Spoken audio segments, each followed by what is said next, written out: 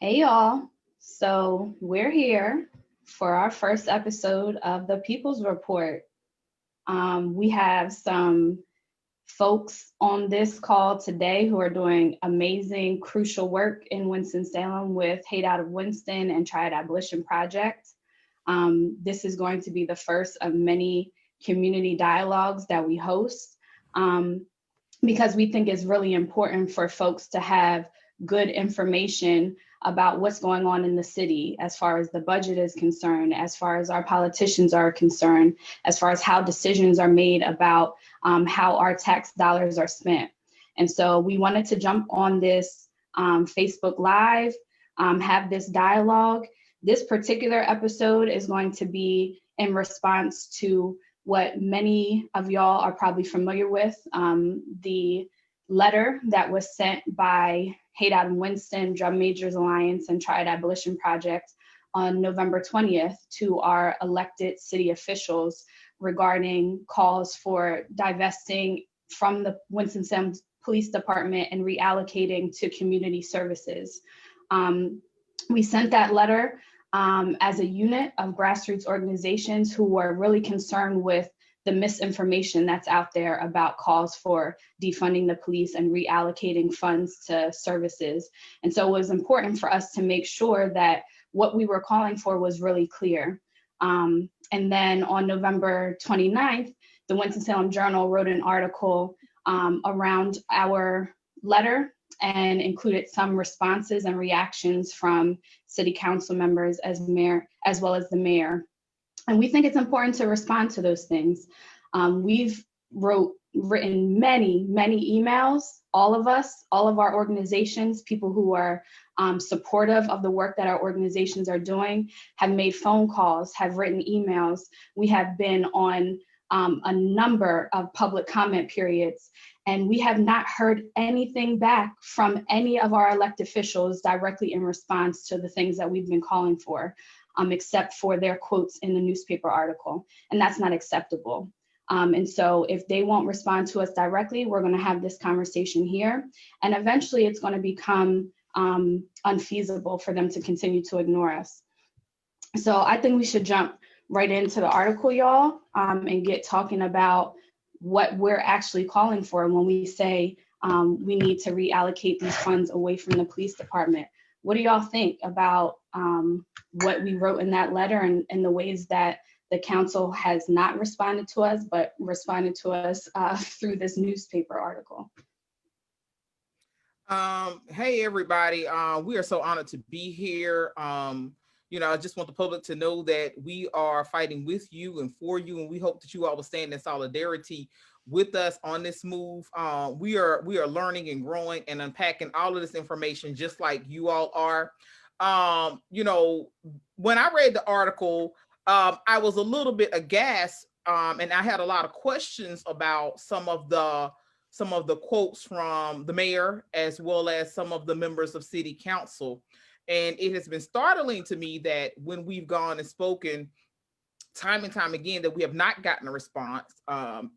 Based upon the looks that we get when we're on the Zoom, the nonverbals, it almost looks as if they're just, ready for us to go away. And so I've also learned that they can actually speak back. And I think we will upload the section of the public comment period, which is a part of their policy, so that you all can see that they can speak back to us and they can extend time if they would like to. So it was very interesting that it seemed that they were taking it to the what we might call the court of public opinion. So I'm definitely glad to be here to respond because I know that we are one with you all and we are fighting for what's right. Mm-hmm. Mm-hmm. So one of the things that the mayor said, and that article opened with it, was that he represents 250,000 citizens in Winston-Salem. And from his viewpoint, that the vast majority say they want really good police protection. Y'all, what do we make of this statement? So I first kind of took issue with the number. He said 250,000 citizens. I don't know if that includes residents because I haven't had the chance to actually speak with the mayor. And of that number, I want to know the demographics. So what, was that largely, white citizens? How much of that is African American citizens? How much of that is Latinx citizens? I want to know how much of that, that number reflects people who are disproportionately affected by police brutality, police encounters, even things such as poverty. I want to know, why he kind of felt the need to use that number, almost as if to say, we have the people and you all just have to go away because my 250,000 are in agreement. So I did take issue with that. I don't know how y'all felt, but I definitely kind of wondered about that. I liked the use of about hit it, Camille. For me, I've gone to the last 5 city council meetings this year, the end of this year, and I haven't seen them speak to us. I know we've sent them emails. I haven't seen anyone get so much as a respond back from July. So who are the 250,000 citizens that he is representing that he has to take care of? Because there's at least 100 between TAP and Hannah Winston and John Majors Alliance, just in friends and allies that you're not speaking to. Right. And so why is he responding to these folks who are apparently, supposedly saying that they want really good police protection, but not responding to us with our calls for safety, right? Because I think an important thing to keep in mind is that we all want to be safe, right? No one wants to be put in danger. The 15-year-old girl who had a knee in her back by Winston-Salem Police Department wanted to be safe as well, right? The folks who are facing dangerous police encounters with Winston-Salem police want to be safe as well. And so there's a disconnect between wanting to be safe and thinking that safety only comes from police departments, which it does not, right? I think if you ask any of those 250,000 people that you're claiming to want really good police protection, would they rather be able to call the police after they were impacted by a violent encounter, or would they want to not experience that violent encounter at all in the first place? I think most of them would go with the second option, right? To not experience that violent encounter. And so the things that we're calling for are in service of preventing those types of encounters, right? We know that when people's basic needs are not met, they're put into very difficult situations. They have to make very impossible choices, right? If people cannot feed their kids, if people don't know where they're going to lay their head at night, right? If people cannot access healthcare for terminal illnesses, those things put people in impossible situations. And I don't know any among us who would not say we would do whatever we needed to do to feed those that we love, to house those that we love, to make sure that those that we love have the medical care that they need. And so, painting this picture as in some way that we're against safety or we just want chaos and anarchy, I mean, it's a fear-mongering tactic that is frequently used, and it's a fear-mongering tactic that's particularly weaponized against Black and Brown people who have been historically and continuously and persistently labeled as criminal, as violent, as animal, right? As not being able to control ourselves. And so to have this conversation that people need police protection to be safe, that rhetoric is tired, right? You have to, I'm going to ask the city council and the mayor to do better.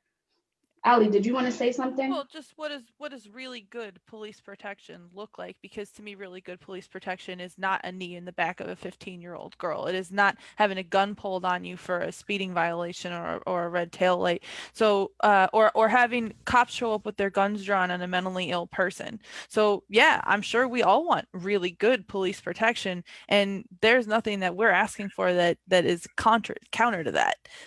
So to be treated as though we are asking for some sort of anarchic situation it shows just how much we have not been listened to for the last 5 months that we've been talking about this at every single city council meeting. And also, Britt, I was going to add of some of those groups that you mentioned. We talk about people living in high poverty, people facing eviction. Shout out to House and Justice Now, folks in crisis.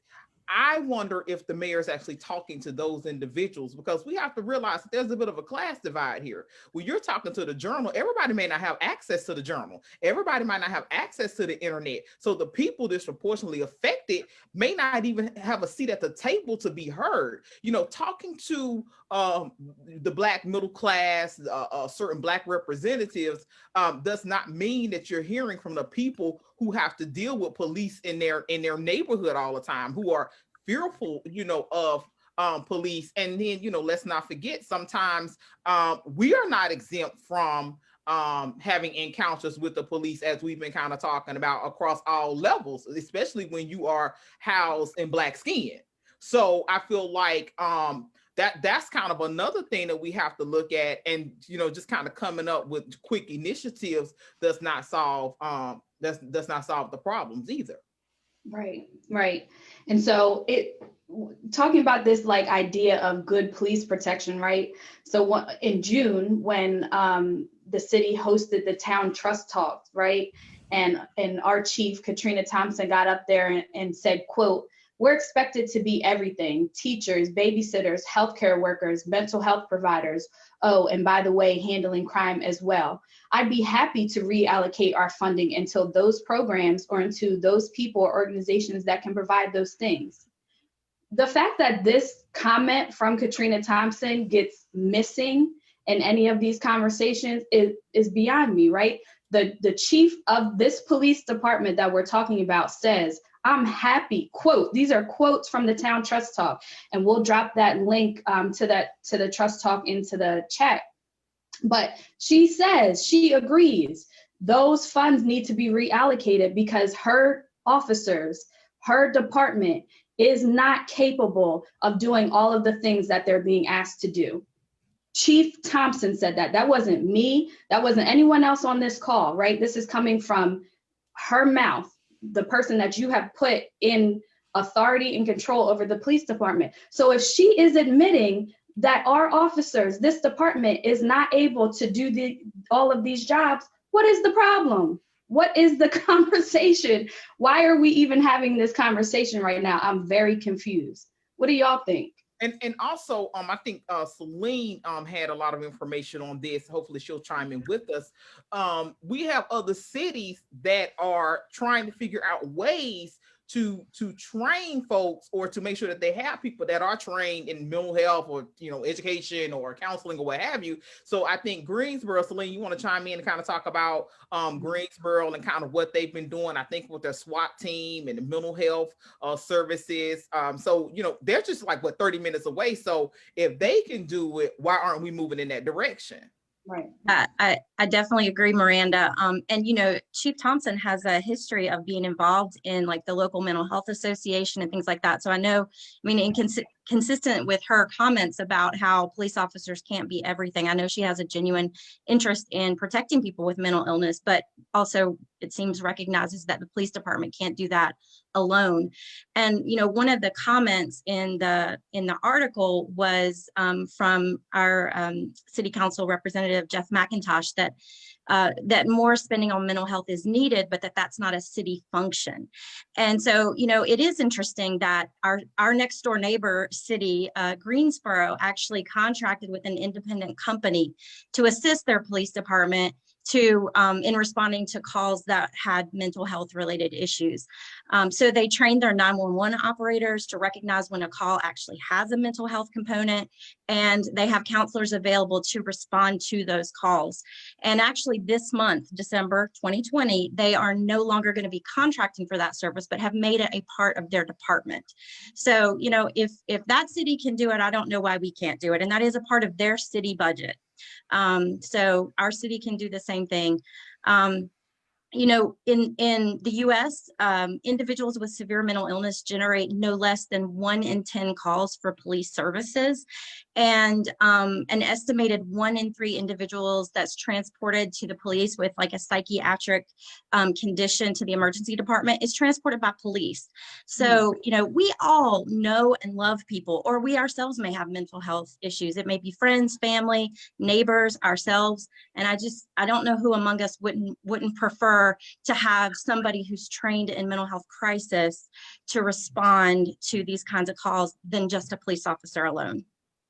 And I just want to add, because I teach special education, which does not mean that the person has a mental illness, but you all please understand that a lot of these things go hand in hand. So a lot of people that, you know, sometimes have to deal with an array of disabilities end up in our judicial system. They end up incarcerated. They end up having you know, negative encounters with police. And so as an educator, one of my goals is to make sure that these folks don't have to even have the encounters, because I cannot tell you how many students I've taught over the years that have had these encounters and they come back with this kind of real fear of, you know, of the police. And so why can't our city council create partnerships? I know Mayor Pro Tem Dede Adams always talks about creating these partnerships, right? So why can't they create the partnerships? Why can't they create the contracts? We know they create contracts with a whole lot of other things, right? So why can't they do this? What is the holdup? I know they've been talking about there's been a budget shortfall. You know, there's not going to be enough money. We're not going to be able to give out the funds that we have before. Well, I guess you can if you're giving it all to the police. So that's why you don't have enough money, right? And so then my question, you know, also becomes, is it that you want to make sure that you have funding for the police to keep these impoverished people at a, you know, people who are disenfranchised out of the affluent neighborhoods, right? So instead of figuring out how to hoard all the money and buy vests and buy cars, why don't you figure out how to make sure that these folks do not feel like they have to get involved with law enforcement or commit crime or what have you? So I think really there has to be a paradigm shift on the part of our elected officials. I mean, overall, creativity and imagination is crucial, right? So just to say this is how it's always been done, so we can't do anything different, is not cutting it, right? We're currently in the midst of one of the longest sustained uprisings for racial justice that this nation has seen, right? Doing it, what has been done for centuries is not going to cut it anymore. That's not it. It's not an excuse. We have to do better to make sure that people are taken care of, right? That the least among us, right, are taken care of in the ways that we would want our own family members to be taken care of. We know across the country, and Selena Miranda pointed this out, but across this nation, some of the biggest institutions for folks who have mental health issues are prisons. The jail system in New York City, Rikers Island, Cook County Jail, LA County Jail. Those are the biggest mental institutions that this country has. That is not acceptable. It's not acceptable for someone with an illness to be incarcerated. It's just not. And Camille, I don't know if you want to talk about some of the impacts that we've spoken about this before, about like the psychology of being inside of prison walls. It's not right. Which I try not to do too much, but when I start to feel in my feelings really hard and think about the prisoners that are locked away and all the different ways that they are shaped, being in solitary, being locked away from their loved ones, not being allowed to so much as hold their loved one's hand, not being allowed to go places by themselves. They have no sense of autonomy. They have no sense of family anymore. All of their basic rights are stripped away as soon as they go into prison. And I don't know where we expect for people to actually make the shift. The thing that got them in prison, how are they ever supposed to actually rehabilitate themselves? How are they ever supposed to heal? How are they ever supposed to get resources if the system keeps indoctrinating them in this way? We cannot get our people back if they take them from us. And that's why they do it, in my opinion. And we know the vast majority of people who are incarcerated come home. We don't have people who spend their whole lives, for the most part, in institutions of incarceration. People come out, and re-entry is a huge issue, right? We know one of our city council people has talked about the SOAR program, right? And what that's able to do. Ali, do you want to speak about the impact that SOAR could have in comparison to what it's actually had in Winston-Salem? Yeah, SOAR is something I was really excited when I'm new to Winston. I'll put that out there. I'm here. I arrived in June, and I came from Oakland, California. So I'm interested in progression. I'm interested in seeing the way things can shift and change, and getting away from these old stale systems like Britt mentioned. And so SOAR was very exciting to me. It stands for Successful Outcomes and After oh, sorry. successful outcomes after release. Yeah, after release. And it's a program here in the city where people who are formerly incarcerated are able to get hired on temporarily with the city for kind of job skill training, kind of just reentry skill training, and kind of being able to access healthcare and get their basic human needs met, food, housing, all those kinds of things that help prevent somebody from getting trapped back up in the system again. And last year, I spoke to the coordinator of SOAR, who I'll leave out of this meeting for now, and they had the opportunity to have served 128 people, 128 Winston citizens last year qualified for this program. 8 got served.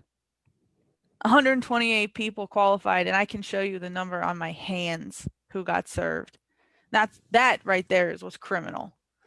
If you want to talk about protecting the people, about good protection, that right there is good protection, taking care of your people so that they don't end up committing a crime. So they don't need to commit a crime. They have a place to stay. They can feed their family. They can get the medical care they need. Those are benefited positions that they are given, that they can then turn into more sustainable work.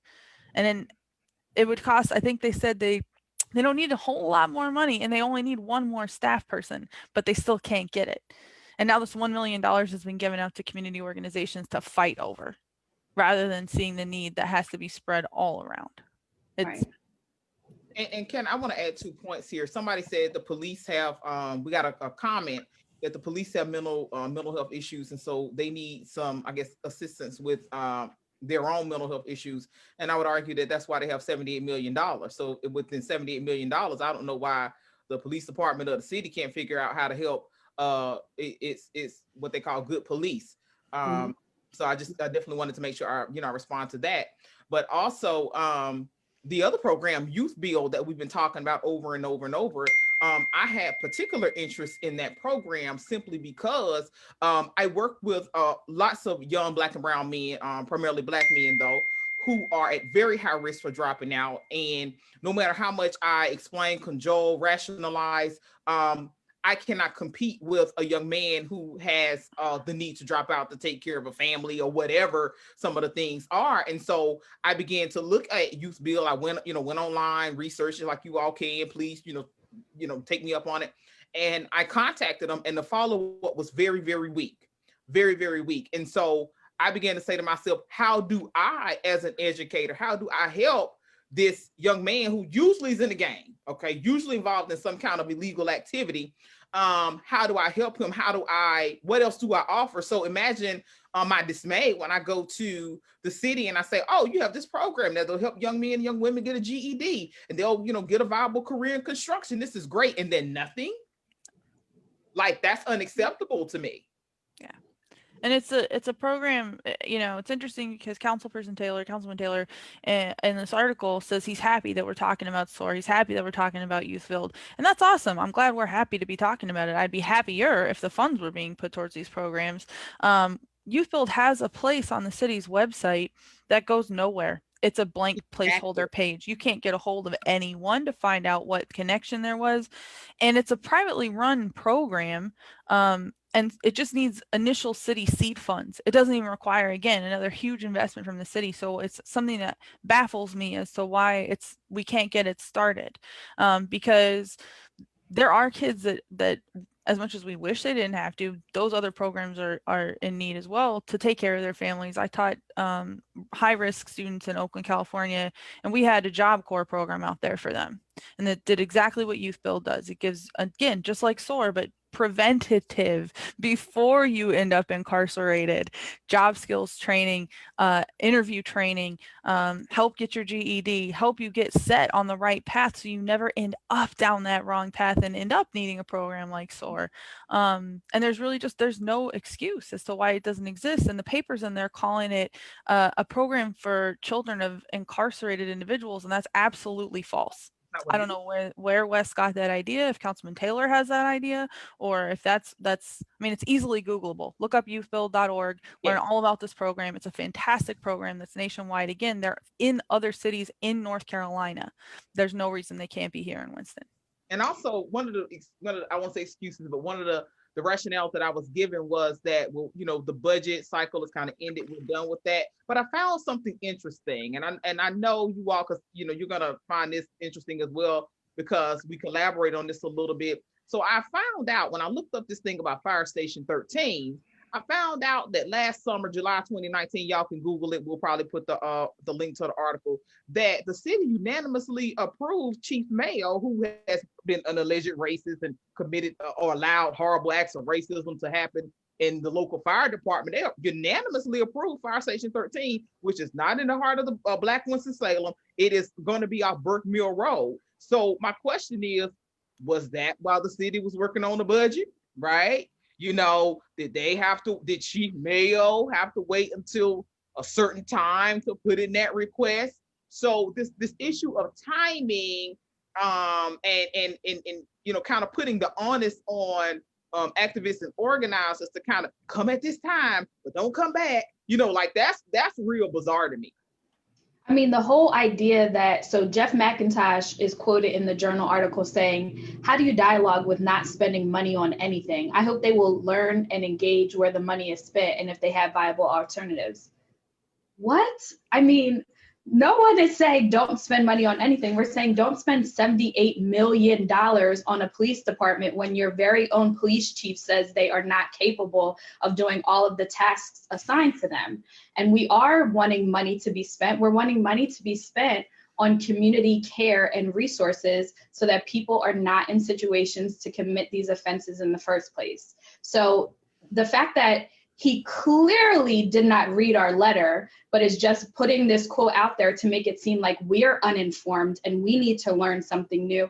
We are very informed about the budget, probably more informed than some of the city council members themselves with the ways that we have scrutinized the budget. So we're very well aware of how money is being spent, and we don't agree with it.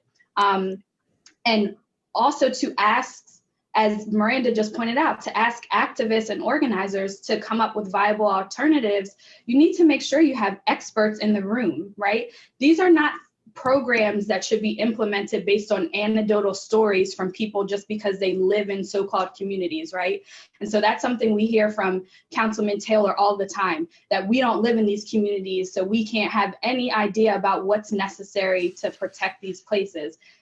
That's absurd, right? It's absolutely absurd that someone has to live in a particular location to know anything about what resources that location needs. There's social science literature upon research that demonstrates that addressing how to address the root causes of crime. And so making sure funding goes to those root causes is what we're asking for. And it's just, it's not right? It's kind of grimy to continue to paint this picture that we don't know what we're talking about, right? That we have no viable alternatives, that we just want the police to not have money. And that's not the case. What do y'all think about this idea that unless we lived in those neighborhoods, as Councilman Taylor says, this is the quote, if they lived in our neighborhoods, they would want to know that they can pick up the phone and a police officer would come out there. Can I just say, I think for a politician, it's savvy. It's kind of sharp, but like I told y'all the other day, some folks may say they grew up with the dope boys, but I grew up in a dope house, right? So my house on 317 Burton Street, if anybody want to check my credentials, you can look on my Facebook, talk to my cousins, talk to my people. I grew up in what is now called Astor Park.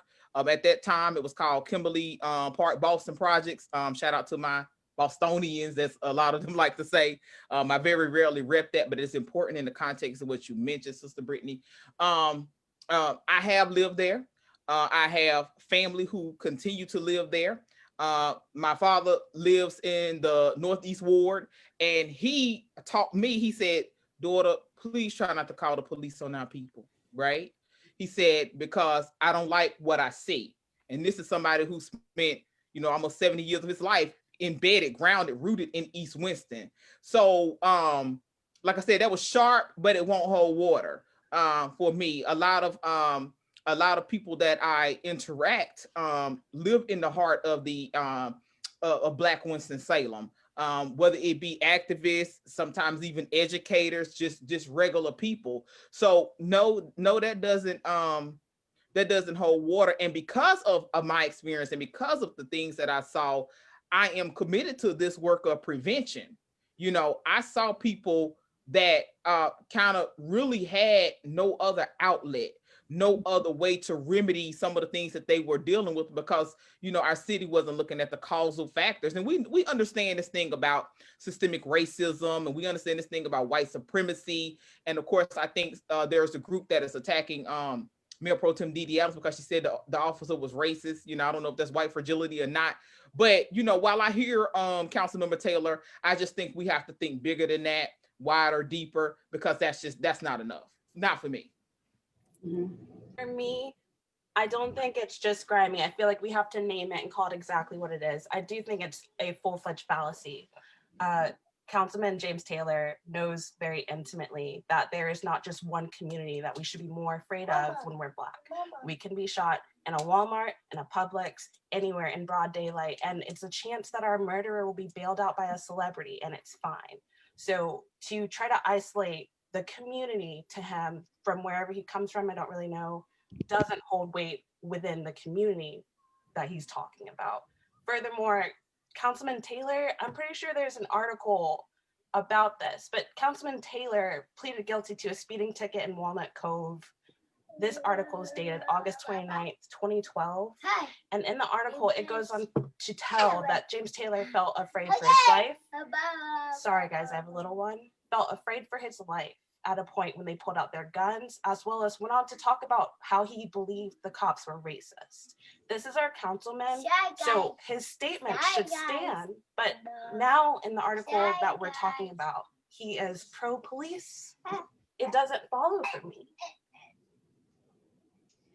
I mean, and there's also this conversation about the way that we approach council. Jeff McIntosh says in the article, the comments directed against city police spending at council meetings come across as having people scream at you. What do y'all make of that comment? You know, it's our passion, it's our zeal. You know, some of the elders have suggested that we find a different approach, but when we look at what's happening, you know, nationwide, when we look at what's happening in our city, I think they're kind of leaning into the respectability politics piece.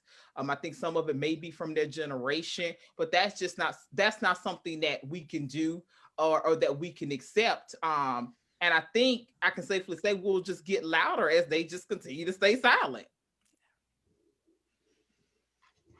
I think to try to police Black and brown people's rage, righteous rage in 2020, after what we witnessed, not just in this nation, but in this city with the murder of John Neville in the Forsyth County Detention Center, to try to police how we react to our lives being in danger, in mortal danger, is not only horrifying, it's white supremacist. It's rooted in white supremacist ideology that Black and brown people have to present and comport ourselves in a way that is appropriate, considered appropriate by white audiences. And that is not the case. If we want to yell out, scream, cry in rage at having to witness the repeated violence and killing of people that look like us on a regular basis, I don't know how anyone can have a comment on that. I don't know how anyone can have a comment on that. And for that to be in juxtaposition with the praise that has been showered upon Chief Thompson for apparently keeping all of the protests peaceful this summer, and to not have any words of support for the ways that organizers, Black women organizers in this city did the work to keep the protests organize in a particular way because we knew our lives were at stake, right? When they dragged me off of the sidewalk in front of the detention center, I didn't know what could happen next, right? And so despite all of that, right, our protests were organized in a particular way, not because we wanted to be better than Minneapolis or better than any other city, but because we were afraid of our lives being in danger, right? And so to have those two things in juxtaposition, right, to say that we're screaming at people and that's not a good approach, but also to praise the chief of police for no violence, right? Not a brick was thrown, not a punch was thrown, none of those things, right? All summer, and to praise her, but not to have those two things in conversation about what the organizers did in this city. I mean, come on, like, come on. It's a mess at this point. It really is. Do y'all have other things that y'all want to chat about with this article? I really think that peace propaganda is still just really sexy for people. I think it's sexy to forget that being peaceful got nowhere for Martin Luther King Jr. He was still murdered and peaceful. Fred Hampton didn't do anything wrong, still murdered. James Baldwin was put on a no-fly list. He was an author. We can be peaceful and we can be murdered. We can be violent and we can be murdered. We can be sleeping and we can be murdered. Pretending that any which way we do this, we will yield results after 450 years at this. And can I just say, one of our comrades chatted, she may not want her name mentioned. It says, I live in Taylor's Ward. My neighbors need safe housing, transportation, good schools, good job opportunities, and to not live in fear of police and ICE cooperation. And so I would say to the comrade who said that, I agree. And I hope the mayor hears that and kind of figure out, you know, how much of that 250,000 does that apply to? Right. Exactly. Y'all, this has been a really important conversation. I'm so glad we did this. It's so important for us to continue to make sure that our perspectives are really heard, right? Because it's one thing for us to have an article printed that has, you know, buzzwords attributed to us, right? But for folks to really understand the basis for which we're bringing these perspectives, right? And to make sure that we really are trying to keep our communities safe, to improve our communities. We want everyone to be safe, housed, fed, clothed, right? Provided with healthcare, with the resources that they need. And I'm gonna stay in the words that Miranda has blessed us with so frequently, that Winston-Salem Police Department does not need $78 million. The people do, right? The people do. And so I'll say stay tuned for the next conversations. We're going to make sure that we're. Can I talk about one quick thing real quick? Actually, that slogan, "Giving a Hate Out," was coined by our comrade KP. Shout out to KP. I want to address two things because I think it's pertinent. And in fact, I told one of my sister educators that I would. I see some comments from Miss Moore coming to us. Ms. Moore, I don't know what you mean by personal gain. I'm an educator. My viewpoints do not represent Winston-Salem County Schools at all. But all that we do, my colleagues on here are highly educated women, professional women. As far as I know, they work every day. I love what I do, so I'm grateful. I don't know of any other personal gain. We're grassroots organizations. We love the people. I love Black people. I'm committed to Black people and justice. So I just wanted to say that. I don't know who you are, but you know, just let me just clear that up real quick. She said, I think the timing of the article was insensitive given what happened at Haynes Mall the night before. I think the journal definitely kind of timed both of the articles. But let me say this. First of all, children fight, okay? Children have fought since the beginning of time. Some of us fought as children. White children too. White children fight also. White children fight. Right. This is what white children smoke weed. White children have drugs. Yes. Now your cocaine. If you look at any literature about who uses and sells drugs, the rates are higher for white teens. Let's not forget that. Sorry to interrupt you, Miranda. No, but thank you for that point. Children fight. When I saw it, it was hard to watch. It absolutely was. But I think for people who are saying this is the reason why we need the police weren't even involved. And I'm not saying that that's what you're saying, Imam, but I need to really address this.